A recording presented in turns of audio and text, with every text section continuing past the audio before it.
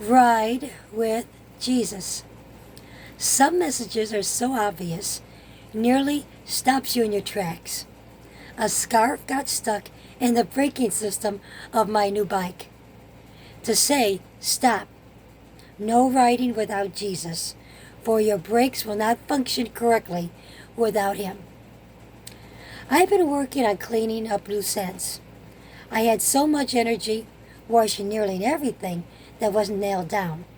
And once the house was clean, then to the paper trail of copying of important documentation needed to comply to rules and regulations. God, you know our hearts will fall if we move too fast through the paperwork of swamp systems. So while getting hit by the swamp, I stopped. And did he with my son, then jumped on the bike, getting the bike out of the house with stairs, and with me being limited and what I'm able to lift is hard work, so I go slow. Okay, you check all the systems. Then the ramp in place, so all the human logical checklist is done. I proceed to get that bike down the ramp, only to find a scarf. How did it get off the hook? By the door. It's now tangled in the braking system. Looking at every direction, this got me, so I phoned a friend. It sounds like a game show. Door wide open, the ramp still in place, the bike is on the ground in one piece. My son left for his work before trying this move because I wanted to do it on my own, aka pride. I'm not a weakling. So now phone a friend who knows more on bikes than me and gives hope that this can be corrected so I could still ride. God has a sense of humor. The words written on the scarf is Jesus to be praised with music. I bought this many years ago to cover my bald spot that was occurring during chemo radiation.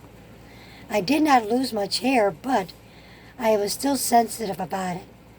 The scarf being so delicate, I would not wear it unless going to church. Well, that didn't happen for over a year. Hubby, also during my last cancer battle, brought me a figurine.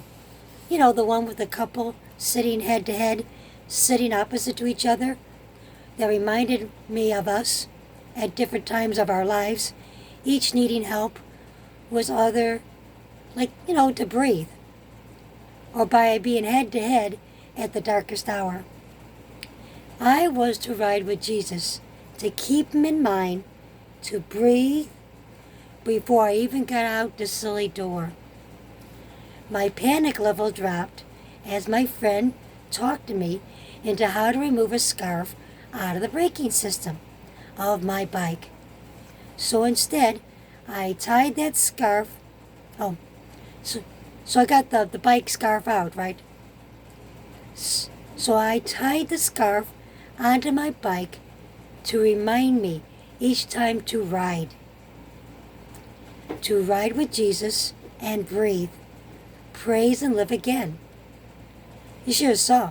I had to put that bike backwards, roll it backwards, and then the scarf became dislodged. And I didn't throw the scarf away. I tied it onto the bike to remind me. Even a visionary can get blinded from seeing my path clearly. Humanity versus deep state. This is one of my greatest challenges, yet I know Moses did not walk alone, but he did not go into the promised land due to his temper and failing to follow instructions. I was told not to have any change until 7:30:20, for the boat like Noah is still moving, so I had to wait and see if the window will open to reveal a dove or a raven. I was pushing and hoping for a dove because I'm only human. I know God knows my heart and my path. My heart goes to broken people, and I was one extreme, fractured, put back together person that God redeemed me for this time. So I must trust Him with the path that was already done in His eyes. So I put this in prayer before the Creator of the universe, and by trusting God, God has your path. That removes any type of temptation. Cool. Getting on a bike, I hear clearly. Tread lightly. And you ride with Jesus.